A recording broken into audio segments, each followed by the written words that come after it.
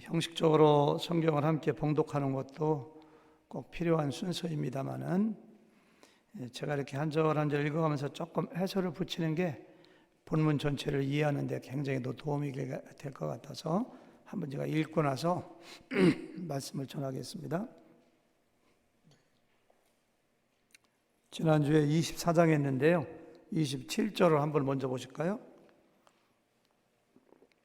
사도행전 성경 안 찾으셔도 됩니다. 우리 자막을 보시면서 하셔도 되고요. 27절은 자막이 준비 안 됐는데 제가 읽어드릴게요. 이태가 지난 후 포르기오 페스토가 벨릭스의 소임을 이어받으니 벨릭스가 유대인의 마음을 얻고자 하여 바울을 구려하여 두니라. 이렇게 했어요. 바울이 가이사라 감옥에 있던 것은 총 몇 년입니까? 2년. 벨릭스 총독이 로마에 소환되어 가고 후임으로 온 사람이 뭐예요? 베스도.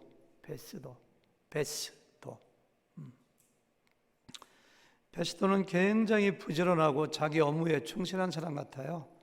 25장 1절 다 같이 읽어볼까요? 베스도가 부임한 지 3일 후에 가이사라에서 예루살렘으로 올라가니 굉장히 먼 거리거든요. 걸어서 한 이틀 정도 가야 되는데 말 타고 갔겠지만 오늘 왔다면은 첫째 날이죠. 내일 쉬었다가 내일 모레 올라간 거예요. 로마에서 배 타고 15일 이상 한 달 가까이 왔을 텐데 오자마자 하루 쉬고 예루살렘에 올라가는 거예요. 총독의 본부가 어디에 있습니까? 가이사라. 예루살렘이 이스라엘의 수도이기 때문에 그곳에 있는 지도자들을 만나기 위해서 올라갑니다. 올라가서 어떤 일이 생겼느냐?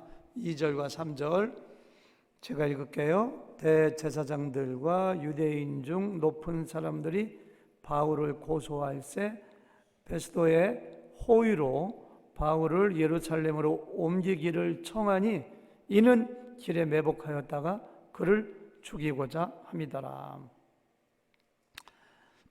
어제도 조 바이든이 대통령으로 당선되었습니다마는 새로운 대통령이 되면은 수많은 민원이 들어오잖아요. 지방에 옛날에 도지사가 오더라도 뭐 달이나 달라 뭐 해달라 민원이 들어오는 것처럼 새로운 총독이 오니까 세금을 감면해달라 뭐 어디 다리를 놓아달라 주택을 깨줘달라 그런 얘기하지 않고 뭐예요? 2년 전에 쾌쾌 먹었던 바울 얘기를 다시 꺼내면서 고소하면서 예루살렘으로 데려와 달라고. 왜? 데려올 때 매복하였다가 죽이려고 그러는 거예요. 4절 베스도가 대답하여 바울이 가이사라에 구류된 것과 자기도 멀지 않아 떠날 것을 말하고 나 좀 있으면 가이사라 가요. 바울이 여기 있는 게 아니라 가이사라 있잖아. 당신들이 오면 될 거 아니야. 그 얘기하는 거예요. 5절 또 이르되 너희 중 유력한 자들이 나와 함께 내려와서 그 사람에게 만일 옳지 아니한 일이 있거든 고발하라. 너희들이 내려와서 고발해. 내가 재판할 테니까. 6절입니다. 베스도가 그들 가운데 8일 혹은 10일을 지낸 후 가이사라로 내려가서 이튿날 재판 자리에 앉고 바울을 데려오라 명하니. 베스도는 우리 교회 꼭 민두식 목사님 같아요. 민두식 목사님한테 제가 뭐 좀 해주세요 하면 그냥 10분도 안 넘기고 즉각 합니다.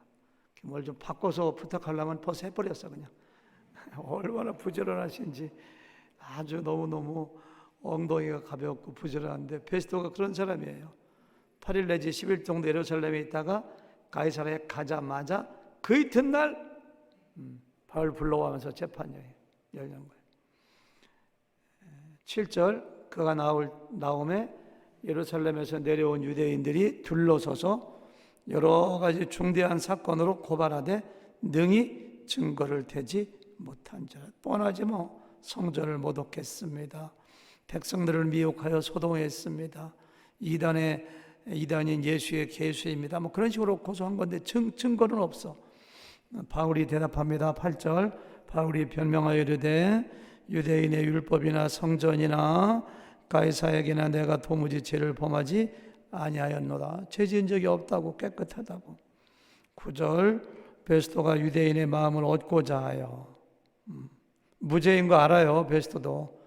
석방해 주면 끝인데 유대인들의 마음을 얻고자 하여 바울 따라 묻되 내가 예루살렘으로 올라가서 이 사건에 대하여 내 앞에서 신문 받으려 하느냐? 너 예루살렘 올라가서 재판 다시 하자 이렇게 해요.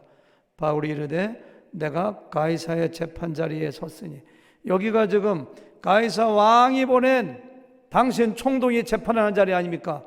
내가 왜 공의의 재판을 받습니까? 나는 로마 시민으로서 로마 황제의 재판을 받겠습니다. 그래서 마땅히 거기 어디야? 로마죠? 신문을 받을 것이다. 당신도 잘 아시는 바와 같이 내가 유대인들에게 불의를 행한 일이 없나이다. 만일 내가 불의를 행하여 무슨 죽을 죄를 지었으면 죽기를 사용하지 아니할 것이나 만일 이 사람들이 나를 고발하는 것이 다 사실이 아니면 아무도 나를 그들에게 내어줄 수 없나이다. 내가 가이사께 상소하노라. 이렇게 로마에 가서 가이사 황제에게 재판을 받으려니까 로마로 보내주세요. 12절 베스토가 배석자들과 상의하고 이르되 내가 가이사에게 상소하였으니 가이사에게 갈 것이라 하게 로마로 보내기로 확정지어요. 또 하나의 사건이 전개됩니다. 수일 후에 아그리파 왕과 버니게가 베스토에게 문안하러 가이사라. 아그리파 왕 헤로드 왕의 증손자거든요. 사도행전 12장에 보니까 야고보의 목을 친 사람, 베드로를 감옥에 가둔 사람, 하나님께 영광 돌리지 않고 자기가 영광 받다가 본래 충이 먹어 죽은 사람의 그 사람이 아그리파 1세인데 여기 나온 사람은 그 아들이에요. 아그리파 2세. 여기 나오는 아그리파 2세의 증조 할아버지가 그 예수님 태어났을 때 2살 이하 다 죽였던 누구예요? 헤롯 대왕이고요. 네, 버니게 자기 와이프인데요. 버니가가 베스토에게 새로운 총독이 왔다니까 인사하러 온 거예요. 여러 날 있더니 베스토가 바울의 일로 왕에게 베스토가 바울을 얘기하는 거예요. 펠릭스가 한 사람을 쿠르하여 두는데 내가 예루살렘에 있을 때에 유대인의 대제사장들과 장로들이 그를 고소하여 청하기를 정하기에 내가 대답하되 그래서 쭉 이제까지 있었던 일을 얘기하는 거예요. 아 이런 녀석을 하나 고래도 내가 감옥에 넣어뒀는데 그 골몰이라고 그래서 내가 로마로 보내려고 한다고 이렇게 하는 거예요. 쭉 생략한 다음에 저 뒤에 22절 아그리파가 얘기합니다. 아그리파가 베스토에게 이르되 나도 이 사람의 말을 듣고자 하노라.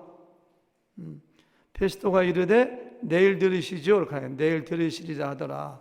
23절 다 같이 시작. 이튿날 아그리파와 버니게가 크게 위험을 갖추고 와서 천부장들과 시중의 높은 사람들과 함께 접견 장소에 들어오고 베스토의 명으로 바울을 데려오니 아그리파와 버니게가 그냥 크게 위험을 갖추고 천부장 온갖 신하들을 거느리고 와가지고 왕복도 그냥 의리하게 권위적으로 화려하게 입고서 딱 하고서 바울하고 이제 거기에 맞서서 바울의 이야기를 듣는 장면이 나머지 조금 나오고 다음 주에 26절은 바울이 그들에게 전도하는 장면이 나와요. 이게 오늘 전체 내용입니다. 제가 몇 구절은 읽지 않는데요. 큰 뼈대 말면 돼요. 전체 내용을 알고 나니까 오늘 내용은 어떤 내용인가요? 베스토가 다시 왔다. 사흘 만에 예루살렘 방문했다. 거기는 대제사장들과 거기는 유력한 높은 사람들이 바울을 보내달라고 왜 보낼 때 죽이려고 했다. 베스토가 이것을 거절했고 너희들이 가이사라로 와라 그랬고 그들이 와서 바울을 고소하고 고발할 때에 증거를 찾지 못했고 이미 나중에 읽어보면 알지만은 베스토가 그래요. 바울에게서 어떠한 죄도 찾지 못하겠다. 그들의 환심을 사기 위해서 너 예루살렘 올라갈래? 그러니까 아닙니다. 나는 가이사라에 재판받겠습니다. 로마로 보내주세요 해서 로마로 보내기로 했다. 얼마 있다가 아그리파 왕이 그의 부인 버니게에 와가지고 우연히 바울 이야기를 듣다가 나 좀 만나봤으면 좋겠다. 바울 무슨 얘기 하나 들어봤으면 좋겠다 해서 듣게 되는 그 경과가 그 과정이 27절까지 나와 있고 26절부터는 누가? 바울이 아그리파 왕에게 베스토에게 전도하는 내용이 나오는 게 전체예요.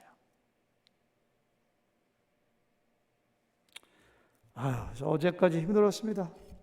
여기서 무슨 설교를 해야 되는가? 여러분 같으면, 여러분도 설교자는 아니지만 무슨 설교를 해야 될 것 같아요.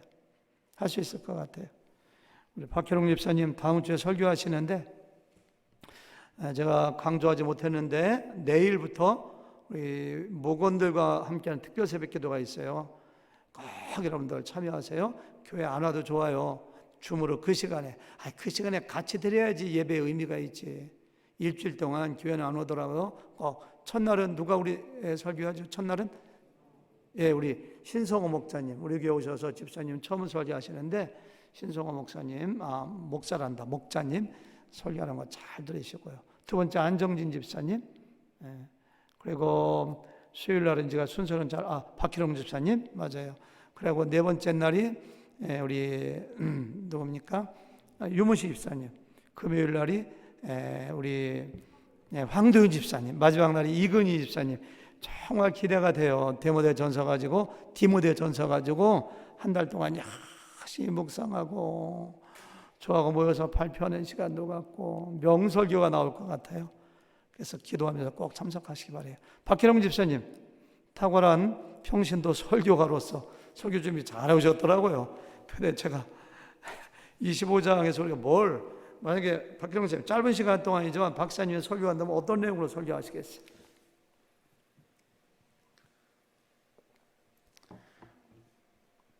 줘봐요. 생각 못 하잖아요. 저도 2주일 동안 생각했는데 어제까지 생각이 안 나더라고. 하나님이 마지막에 또 은혜를 주시더라고요. 제가 이렇게 이 말씀을 여러 번 읽고 떠올리면서 제일 먼저 머릿속에 떠오른 것은 대제사장 유대인들 바울을 죽이기 전에 먹지도 않고 마시지도 않겠다고 결단했던 사람들의 그 집착, 바울에 대한 적개심, 증오, 미움, 죽이고야 말겠다는 그 집중력이 대단하다고 생각했어요. 자기 아들을 죽인 것도 아닌데, 사기쳐서 자기들을 마귀한 것도 아닌데, 2년의 세월이 흘렀는데, 우리가 어떤 때는 누가 나에게 상처 주고 나에게 손해 끼치고 나 모함하면 미워가지고 쳐다보기도 싫고 말도 하기 싫고 잠깐 그럴 수 있어요. 그렇죠? 우리가요? 우리 오래 안 가요. 사흘이나 나흘, 일주일, 어쩌다 한 달, 6개월 정도 가면 아무리 섭섭한 것도 저는 6개월 가면은 뭘 그래, 내가 용서해야지, 나도 똑같은 사람인데 해서 마음이 없어지거든요. 스르르 없어져요. 근데 이 사람들은 2년 동안 바울을 죽이고자 하는 그 마음이 조금도 변하지 않고 새로운 총독이 오니까 바울 보내달라고, 죽이겠다고, 죽일 것이라고 대제사장들까지 가담해서 공모해서 하는 것을 바라보면서 저는 잘 이해가 안 돼요. 이거 어떻게 해서 설명해야 될까요? 무슨 철천지 원수라고, 우리 아버지를 죽인 것도 아니고 내 가족을 죽인 것도 아니고. 바울이 죄가 없는 거 알아요? 바울이 언제 소유죄를 저질렀습니까? 언제 성전을 모독했습니까? 이단이라고 불리우는 예수님의 개수라는 건 본인도 인정했지만 자기들도 알아요. 바울이 죄가 없는 거. 근데 왜 이렇게 미워하고 죽이려고 할까? 대답은 간단해요. 영적인 문제이기 때문에. 영적인 문제, 영적인 싸움이기 때문에. 이들의 배후에는 사람의 힘으로 이렇게 할 수가 없어요.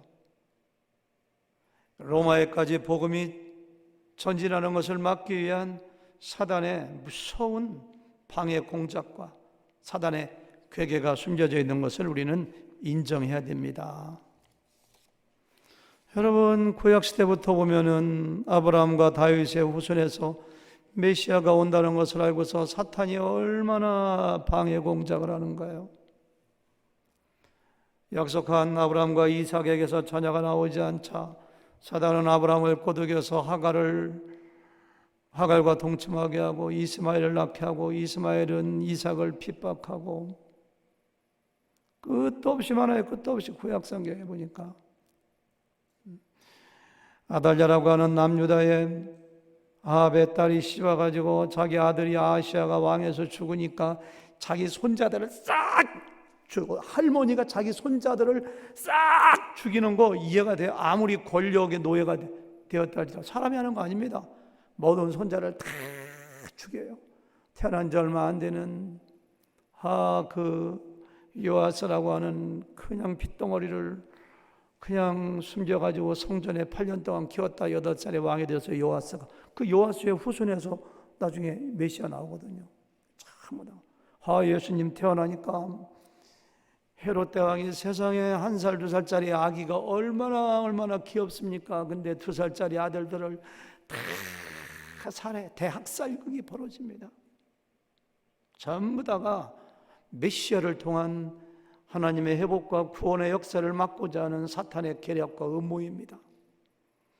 성령이 임함으로 교회가 형성되었을 때 보세요. 여러분들 4장부터 요한과 베드로를 감옥에 가두고 예수 이름으로 가르치지 말고 전하지도 말라고 하고, 스데반을 죽이고 야고보의 목을 베고 사도들을 감옥에 가두고 때리고, 심지어는 아나니아 삽비라 같이 교회에 정직하지 않은 영을 집어넣어서 헌금을 떼어먹게 하고, 유다 헬라파 히브리파 막 싸움 싸우게, 온갖 사탄의 작용과 반작용, 방해 공작이 성경 전체에 다 있다고 볼 때 이것도 마찬가지입니다. 바울을 죽여야지만 로마에까지 복음이 잘 들어가지 않아요. 교회가 세워져서 바울을 칼까지 죽이려고 집착하는 악한 마귀의 괴계를 우리는 여기서 볼 수가 있어야 돼요.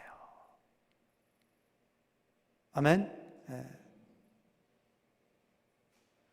교회가 건강하게 세워지는 것이 우리가 똑똑하다고 되는 것도 아니고, 많은 사람들 모인다고 되는 것도 아니고, 우리가 잘났다고 되는 것도 아니고, 하나님은 당신의 교회를 건강하게 세워서 교회를 통하여 복음이 땅끝까지 증거되고 하나님께 영광 돌리는 것이 하나님의 뜻이기 때문에 교회의 부흥은 하나님의 뜻입니다. 근데 사탄이 가만히 있나? 저는 목사님들하고 그런 얘기 많이 들어봤어요. 40명을 개척해서 40명을 못 올라서네요. 싸워서 흩어지고 싸워서 흩어지고, 어떤 사람은 100명을 못 올라서네요. 영적인 싸움이기 때문에. 여러분과 우리가 선교할 때라든가 누굴 전도할 때라든가 목장 모임도 마찬가지입니다. 목장 모임이 안 되게 방해하는 존재가 우리 영적인 싸움인 걸 늘 인식하고 다 그렇게 대비를 해야 돼요. 대비를 해야 돼요. 그래서 사도 바울은 이런 걸 다 경험하고 알고 있는 사도 바울은 에베소 6장에서 마귀의 간계를 능히 대적하기 위하여 하나님의 전신갑주를 입어라. 우리의 씨름은 혈과 육을 상대하는 우리의 싸움은 사람을 상대하는 게 아니에요. 근데 사탄은 성도들로 하여금 사람과 더불어 싸우게 만들어. 우리의 싸움은 사람과 싸우는 게 아니야. 통치자들과 권세들과 이 어둠의 세상 주관자들, 하늘에 있는 악한 영, 사탄을 향해 싸우는 거야. 전신갑주 쭉 얘기한 다음에 17절 구원의 투구와 성령의 검 곧 하나님의 말씀을 가져라. 모든 기도와 간구로 하되 항상 성령 안에서 기도하고 이를 위하여 깨어 기도하기를 항상 힘쓰며 여러 성도를 위하여 구하라. 이렇게 했어요. 두 번째 날 박희영 집사님이 기도에 대해서 설교해 주실 텐데요. 전신갑주 있잖아요. 근데 가장 중요한 두 개의 무기가 있다면 성령의 검, 말씀. 그리고 뭐예요? 기도. 여기 보니까 모든 기도와 간구로 하되, 기도와 간구로. 우리 교회는 말씀에 굳게 서 있어야 돼요. 말씀에. 제가 우리 교회 집사님들이 신학교를 나온 것도 아니고 설교하고 공부한 것도 아닌데 설교를 부탁드린 이유는 그 설교 하나 준비하기 위해서 한 달 동안 어떤 분은 긴장해서 밥도 잘 못 먹는 것 같아요. 긴장해가지고. 그렇지. 그 말씀을 묵상하고 연구하면서 깊이 은혜 받고 말씀과 가까워지고, 우리 교회 성도님들도 와, 저렇게 집사님들도 설교하는구나. 말씀에 바로 선 교회가 되는 거예요. 열심히 기도해야 됩니다. 기도할 때 우리는 사탄을 이길 수가 있어요. 전신갑주를 이야기한 다음에 기도하라고 해요. 기도하라. 그거 하지 않으면은 여러분들 목장이 왜 이렇게 안 되느냐고 자꾸만 힘들어하지 마세요. 얼마나 무릎 꿇었나요? 얼마나 목원들 위해서 기도했는가요? 목장에서 액티비티를 계획하는 것도 좋은 겁니다. 근데 재밌다고 목장 잘 되는 거 아닙니다. 말씀과 기도가 살아있어야 돼요. 그것만이 악한 사탄의 괴계를 물리칠 수가 있어요.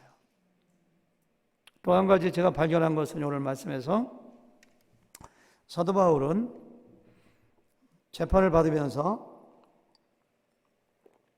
2년 이상을 죄가 없는 자기 자신을 죽이려고 집요하게 고소하고 고발하고 추적하는 그들을 향하여 24장도 지난번도 마찬가지입니다. 오늘도 마찬가지. 어디에서도 그들에 대하여 증오심이나 적대감이나 원망하거나 미워했다는 흔적이 없어요.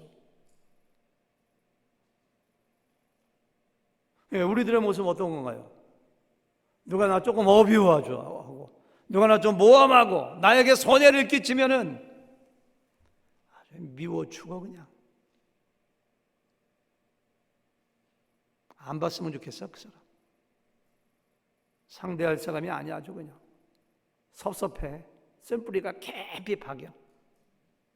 그러면서 저 인간이 이 교회 나오면 내가 떠나든지 지가 떠나든지 해보자 이렇게. 별거 아닌 것 같고서. 근데 사도 바울은 자기를 모함한 것도 아니고 자기 욕한 것도 아니고 죽이려고 2년 동안 칼을 가는 그들을 향하여 어쩌면 그렇게 적대감 없이 원망 없이 미움 없이 그들을 상대하지 않아요. 그냥 자기가 죄가 없다는 것만 얘기해요. 아까 8절 읽었잖아요. 바울이 변명하여 이르되 유대인의 율법이나 성전이나 가이사에게나 내가 도무지 죄를 범하지 아니하였노라. 자기 죄가 없다는 것만 얘기하지 저들은 나쁜 사람들입니다. 거짓말하고 있습니다. 악마와 같은 사람들입니다. 그렇게 절대 하지 않아요. 11절로 다시 읽어볼게요. 자막 띄워주세요. 만일 내가 불의를 행하여 모든 죽을 죄를 지었으면 죽기를 사양하지 아니할 것이되 만일 이 사람들이 나를 고발하는 것이 사실이 아니면 사실이야 저 사람들을 죽여야 됩니다. 그렇게 말하지 않습니다. 뭐라고 하는 거세요? 사실이 아니면 아무도 나를 그들에게 내줄 수 없나이다. 내가 가이사께 상사 어디도 원망하지 않아요. 대단한 영성입니다. 어떻게 그렇게 할 수가 있을까? 아까 제가 에베소 6장 12절 읽었던 것처럼 우리의 씨름은 우리의 싸움은 혈과 육을 가진 사람이 아니라는 거. 우리가 싸워야 할 대상은 사람이 아니야. 악한 영들의 하늘에 있는 악한 영들에게 대하면이라. 그러니까 교회에서 사람하고 싸우는 사람이 가장 어리석은 사람입니다. 왜? 사탄 마귀에게 속고 있기 때문에. 누군가 나에게 상처 주고 나의 마음을 아프게 한다면 그 사람을 미워하지 말고 오히려 그 사람을 용서하고 그 사람을 사랑하고 더 섬기되 그 사람 배후에서 역사하는 사탄의 실체를 보고 사탄을 대하여 싸워야죠. 바울은 그 원리를 깨달은 사람이에요. 왜? 쫓잖아요. 에베소서에 우리가 싸울 대상은 사람이 아니라고. 속지 마세요. 사탄에게.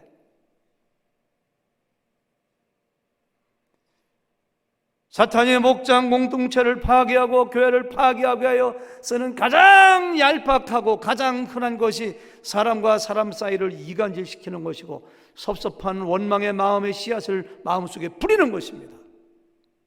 속으면 안 돼요. 사도 바울은 그 괴계를 알았어요. 여러분 꼭 기억하세요. 예수님 믿고 구원받아 하나님의 자녀가 되는 하나님의 사람들은 사람들을 미워하는데 사람들과의 갈등하는데 자기의 영역이나 체력이나 그런 걸 다 소진하지 않습니다. 예수님 보세요. 자기를 고문하고 침뱉고 조롱하고 십자가에 못 박고 그 사람들을 향하여 원망이 비트나 보세요. 주님 저들의 죄를 용서해 주세요. 몰라서 그러는 걸요. 스데반 보세요. 돌을 던져서 자기가 죽어갈 때 눈을 부라리며 저주하며 나중에 보자, 그렇게 한 적이 있는가요? 하나님, 예수님을 닮은 거예요. 저들을 용서해 주세요. 저들의 죄를 사하여 주세요. 오늘뿐만이 아닙니다. 사도 바울이 무슨 고린도에서 루스드라에서 돌에 맞아 죽고 막 할 때 감옥에 누가 하나 원망한 적이 있나요? 안 했어요.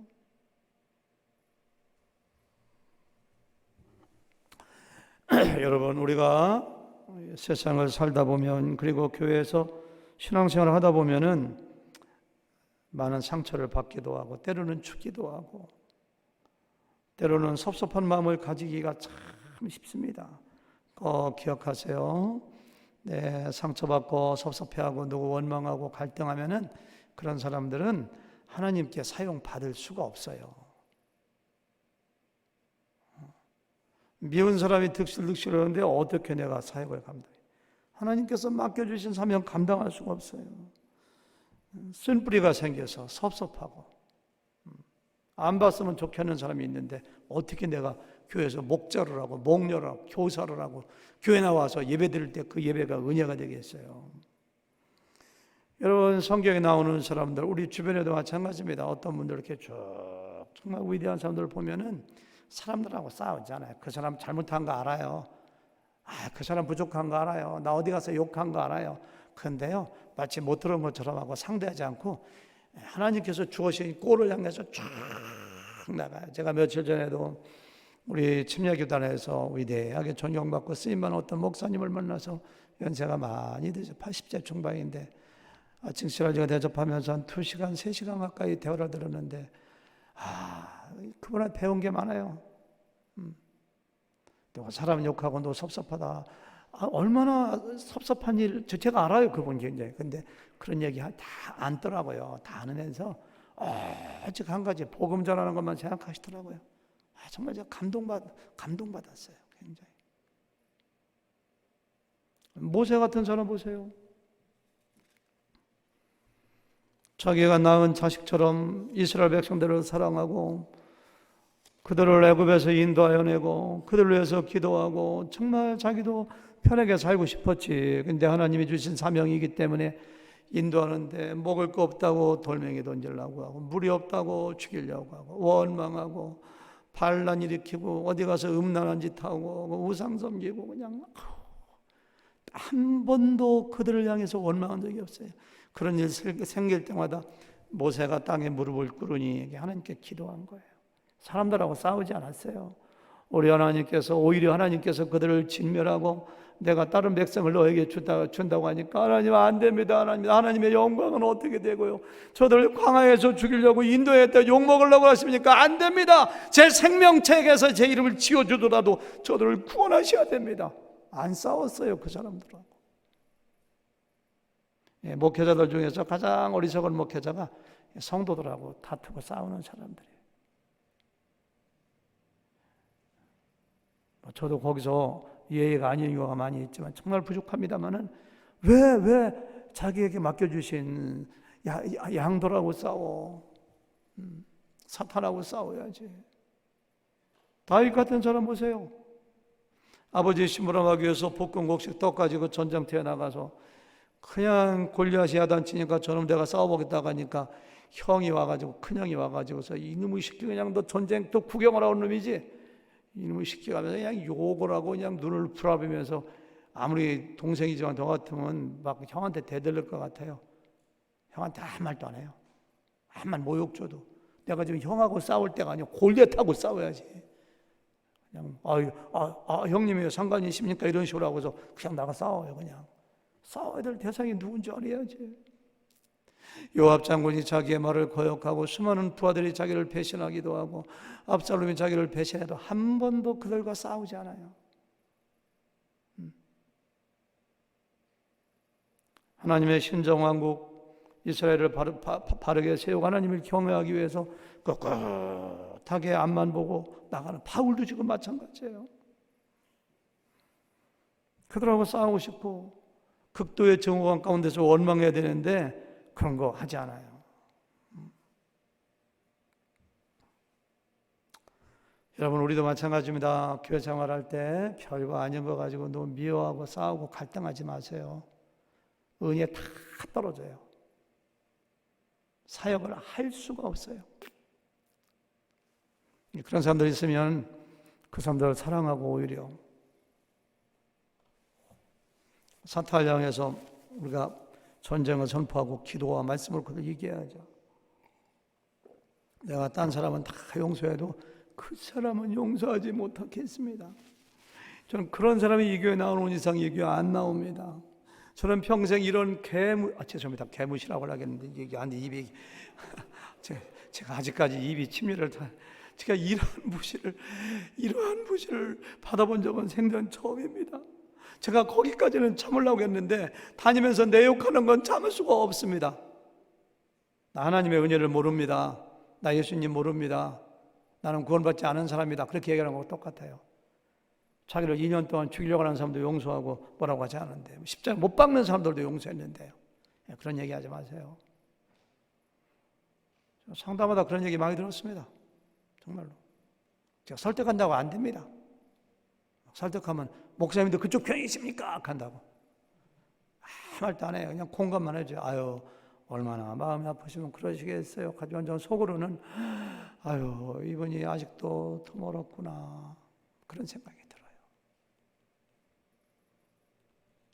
우리의 주적이 누군가 알아야지. 우리가 싸워야 될 대상이 누군지 알아야지. 사람은 나의 선교의 대상이요, 전도의 대상이요, 섬김의 대상이요, 용서의 대상인데 왜 그 사람을 싸우려고 해요? 쉬운 것 같지만 잘 안 돼요. 그걸 꼭 기억하시길 바랍니다. 바울이 이렇게 자기를 죽이려고 하는 사람들을 용서하고 원망하지 않게 된 그 영성은 어디에서 오는가? 저는 크게 두 가지 이유를 본문에서 발견합니다. 한 가지는 하나님과의 교제입니다. 끊임없는 교제예요. 바울은 감옥에 갇혀서도 기도하고 찬송하고 예배하는 사람이었습니다. 빌립보에 가서 기도하는 처소에 가다가 루디아를 만났습니다. 바울은 어디 가나 하나님과 만나요. 바울이 가이사라에서 2년 동안 감옥에 갇혀 있었는데 세상적으로 보면, 겉으로 보면 굉장히 억울한 일입니다. 죄를 지은 것이 없는데 차짓한 감옥에서 2년 동안 감옥생활을 한다고 생각해 보세요. 우리가 코로나 때문에 14일 동안 격리당하는 것도 그냥 어떤 분 그러더라고요. 아주 그냥 우울증 걸리지게 너무너무, 밖에서 밥 다 갖다 주고 핸드폰, 아이패드 있어가지고 세상과 다 드라마도 보고 신문 다 보면서도 2주 동안 밖에 못 나오는데 미쳐버릴 것 같아요. 아주. 근데 2년 동안 바울의 입장을 생각해 보세요.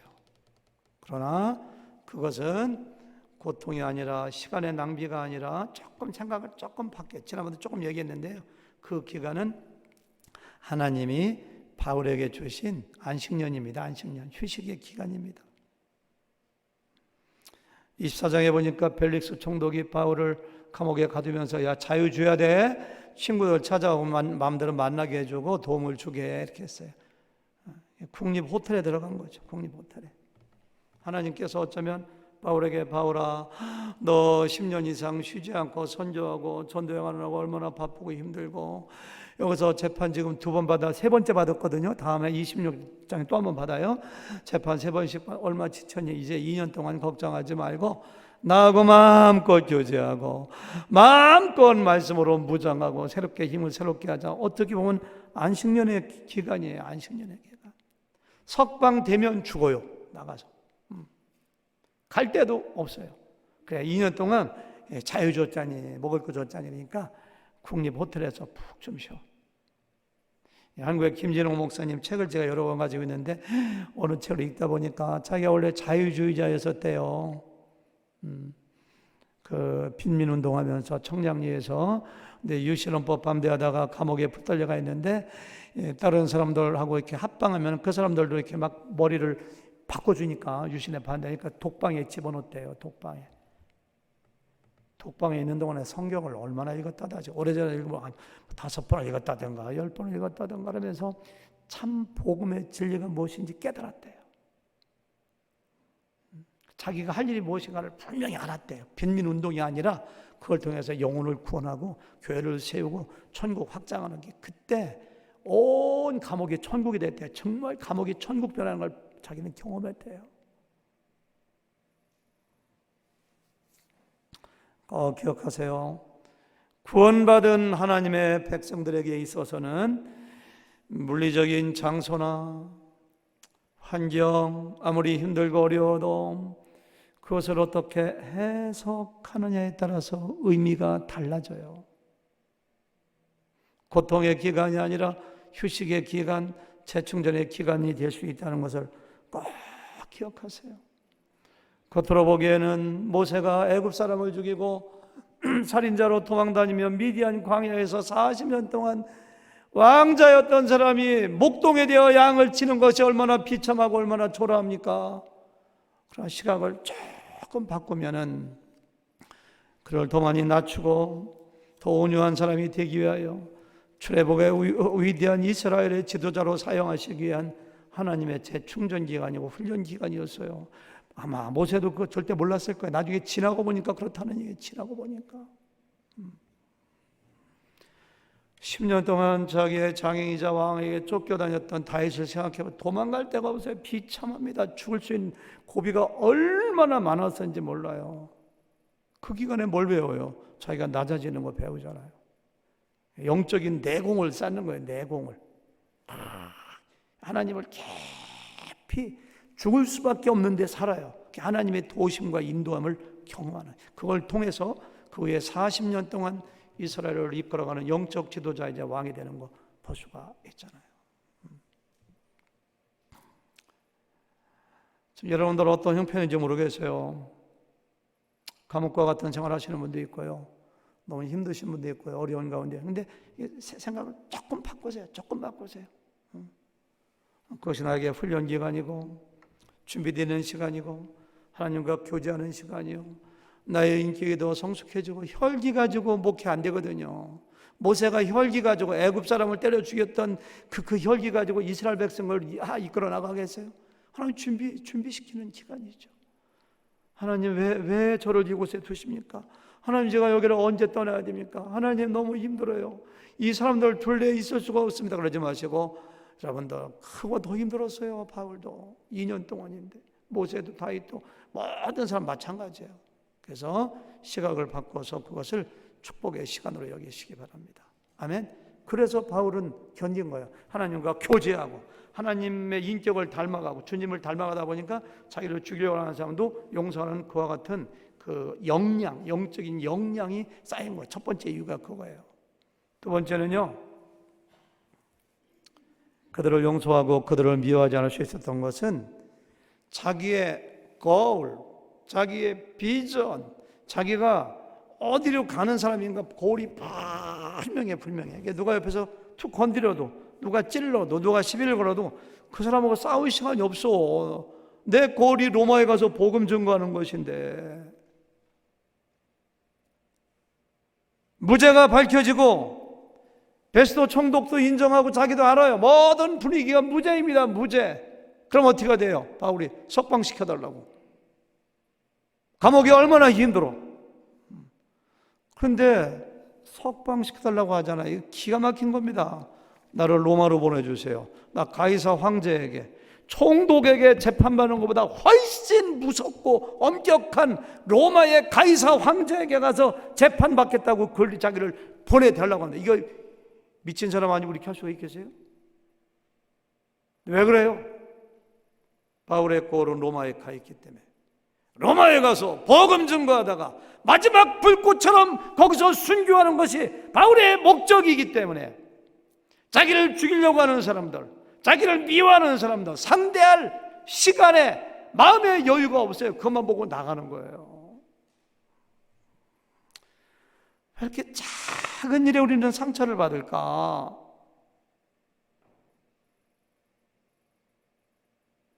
비전이 없어서 그렇지. 비전.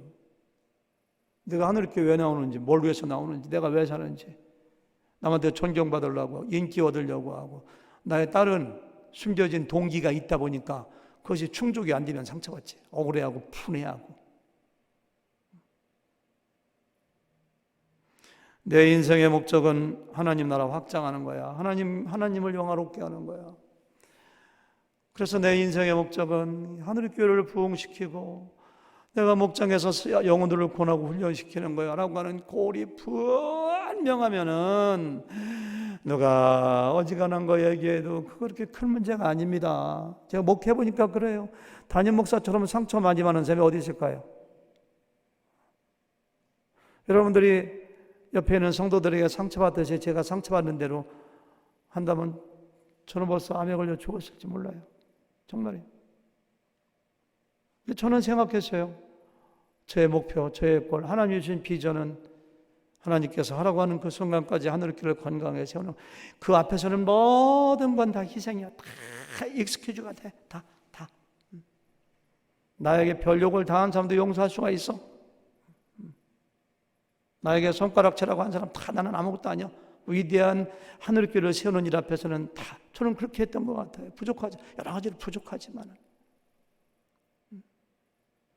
영원하게 하늘의 교회에서 사람들에게 인기는 없고 내가 여기서 오래 80세까지 목회하고 사람들에게 존경받고 이런 것이 목적이었다면 누가 저에게 뭐라고 어떻게 참겠어요? 못 참지.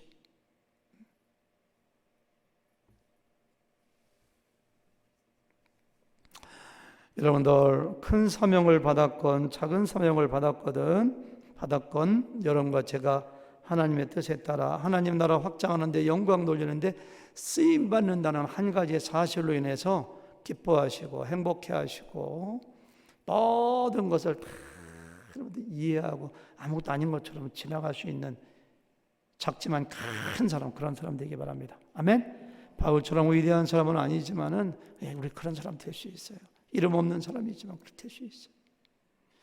우리 교회 그러신 분들 많아요. 제가 책망하는 거 아닙니다. 책망만 하는 게 우리 교회 그런 성도가 얼마나 많은지 몰라요. 저는 한 분 한 분 존경합니다. 그런 사람 오면은 아유 저 사람도 크게 싸우고 있는 걸, 둘 중에 하나 교회 떨어져 나가겠는 걸 아니에요. 한주 더 줄 수 있다 보면 목사님 뭐 제가 별거 아닙니다. 좀 그런 걸 많이 봐요. 그것 때문에 목회할 맛이 나요. 작은 사도 바울들입니다. 작은 거인들입니다. 그렇게 되길 바랍니다. 아멘. 네. 옆 사람하고 마스크 쓴 채 인사 좀 하세요. 용서합시다. 사랑합시다. 가슴에 품읍시다. 하기 싫은 모양이네. 아무도 안 하시네. 너무 길어가지고 다 못 이으시는가 봐. 그렇죠. 한 가지씩 해야 되는데 그러셔야 돼요. 그렇게 결심을 하셔야 돼요. 오늘 말씀 가운데 마지막 한 가지 제가 발견한 게 있어요. 그냥 읽다 보면 아무것도 아닌 것 같은데요. 결론으로 말씀드릴게요. 아그리파 2세하고 사도월과 만남은 굉장히 극적입니다. 흥미진진합니다. 아까 얘기했죠? 여기 나오는 아그리파의 증조 할아버지가 헤롯 대왕이고 자기 아버지가 야고보 죽이고 베드로 감옥에 가두고 축목을 죽은 아그리파 1세라고요. 이 아그리파 가문과 예수님을 섬기는 기독교와는 깊은 악연이 있어요. 자기 증조 할아버지가 예수님 태어날 때 투살리하다 죽였죠. 사도를 죽였죠. 감옥에 가두지. 아주 악연이 있어요.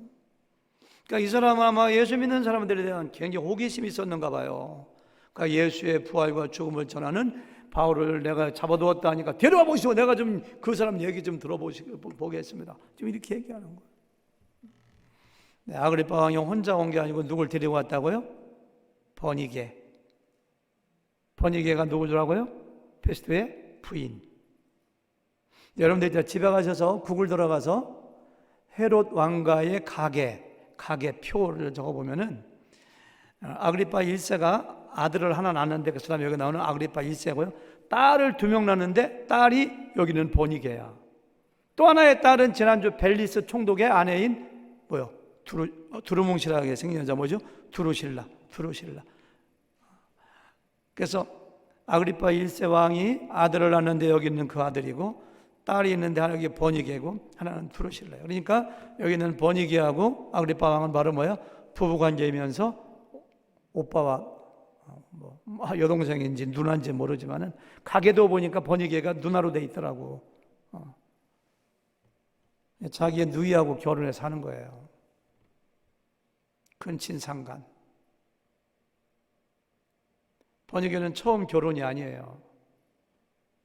이 여자의 역사를 보면 처음에는 자기의 삼촌하고 결혼해요.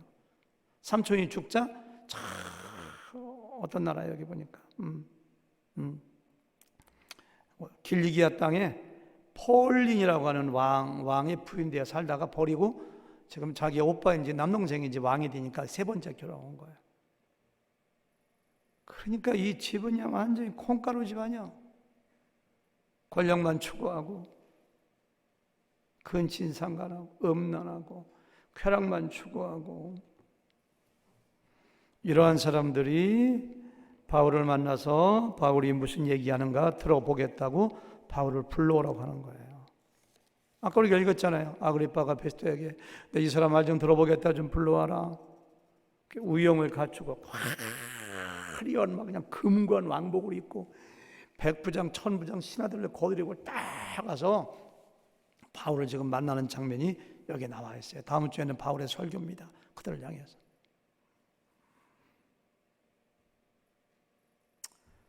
그 그림을 한번 생각해 보세요. 그림을 잘 보세요. 성경은 이렇게 이미지화해서 보면 굉장히 좋아요. 한쪽은 한 나라의 왕으로서 화려한 왕복을 입고 수많은 신하들을 거리고 놀라운 권위를 가지고 앞에 딱 좌정해서 앉아 있습니다. 그러나 한쪽은 다 헤어진 제수복을 입은 채 정말 초라한 모습으로 혼자 감옥에서 끌려나와 앉아 있습니다. 이 대조되는 그림이 우리에게 무엇을 보여줄까요? 그러나 그 속을 들여다보면 한쪽은 권력을 쫓아가며 온갖 부정부패와 권모설수와 근친상간과 불륜과 허무함이 가득한 속이 텅 빈 사람입니다. 그러나 또 한쪽은 비록 초라하고 보잘것없는 제수의 신분이지만 모든 죄를 예수님의 보혈의 피로 사함받아 양심의 자유를 가진 사람입니다. 천국에 대한 소망을 가진 사람입니다. 영광스러운 천국의 소망을 바라보며 불길의 용기를 가지고 로마까지 가서 사명을 감당하겠다는 위대한 하나님의 종이 거기 앉아 있는 거예요. 이 그림은 여러분과 우리 각자에게 당신은 어느 쪽에 속한 사람인가를 묻고 있습니다. 아그리빠 왕과 버니게처럼 세상의 부와 권력과 쾌락을 쫓아가며 온갖 부정과 나쁜 짓을 일삼으며 소망 없이 살아가는 사람인가? 아니면 바울처럼 비록 초라한 제수의 모임이지만 속에는 의로움과 하나님 나라의 영광과 성령을 모시고 저 천국을 향하여 나아가는 위대한 순례자의 길을 가는 사람인가? 우리한테 지금 묻고 있는 거예요. 너는 어느 쪽을 지금 따라가고 있느냐? 너는 아그리빠 왕 쪽이냐? 바울 쪽이냐? 중간은 없어요. 여러분 꼭 기억하세요. 내가 어떤 사람인가, 내가 누구인가는 내가 어떤 옷을 입었는가, 어떤 차를 타는가, 내가 부리고 거느리는 사람, 우리 회사에 우리 가게는 몇 명인가, 세상에서 내 타이틀이 무엇인가, 교회에서 어떤 직분 가지고 있는가, 내가 얼마나 가지고 있는가, 그런 거하고 아무런 상관이 없어요. 누가복음 16장에 부자와 나사로 이야기 아시잖아요. 날마다 자색옷, 왕복을 입고 연락, 파티하고 지금 왕에게 부자예요, 부자. 한 사람은 대문간에서 거지가 앉아가지고 그냥 개가 핥는 데를 헐 때 여기저기 종기가 생겨. 부자의 밥상에서 쓰레기통에 던져버리는 거 주워 먹어요. 한 사람은 그 속에 죄악과 탐욕과 쾌락이 가득 있고, 한 사람은 하나님으로 가득 차 있어요. 죽은 다음에 완전 대역전, 반전이 일어나잖아요. 아그리빠 왕과 여기 나오는 바울도 조만간 세상을 떠날 것이고 천국에 들어갈 때는 완전히 반전이 일어날 겁니다. 반전. 우리는 그 반전되는 걸 바라보면서 사는 사람들이에요. 사도 바울은 세상에서 아무것도 가진 것이 없이 핍박받으며 거지처럼 살았지만 하나님께 대하여 부요한 사람이요, 하나님의 영광을 바라보는 사람이었습니다. 그러나 아그리빠 왕은 겉으로 화려하고 웅장해 보이고 모든 권위와 권력을 다 가진 것 같지만 nothing, 속에 아무것도 없어요. 허무해요. 허전해요. 자기 아버지가 충이 먹은 거 죽었던 것처럼 얼마 있다 죽어요. 저 여러분들은 영혼을 바라보고 사는 사람들입니다. 바울과 같은 사람 됐으면 좋겠어요. 하나님의 영광을 바라보며 살다 보니까 사람들도 용서하고 감옥도 천국이 되고 복음만을 위해서 전진하고 정말 초라하게 느끼지 않아요. 가난한 게 뭐가 부끄러워요? 직장에 노동하는 게 뭐가 부끄러워요? 내 안에 주님을 모셨는데. 그와 같은 자존감으로 살아가는 사람이 바로 사도 바울이에요. 잠시 있다가 없어질 세상의 영광을 바라보는 사람들이 아니에요. 비록 우리의 육신의 눈에 보이지 않지만 영원한 하나님 나라의 영광을 바라보며 그렇게 살아가시는 저 여러분 되시기를 주님의 이름으로 축원합니다. 하나님 감사합니다. 오늘 말씀을 통하여 복음을 가진 자, 의롭게 된 자, 사명을 가진 자의 삶이 어떤 사람인가를 다시 한번 깊이 묵상했습니다. 사람들 미워하지 않도록 도와주시옵소서. 하루하루의 삶이 영적인 싸움인 걸 알아 말씀과 기도하기에 게을리지 않도록 주님 도와주시옵소서. 사람을 사랑하되 원수까지도 나를 핍박하는 사람, 나를 모욕하고 나에게 손해를 끼치는 그 사람까지도 안고 갈 수 있는 바울과 같은, 예수님과 같은, 스데반과 같은 영성을 우리에게 허락하여 주시옵소서. 예수님의 이름으로 감사하며 기도를 싸움나이다. 아멘.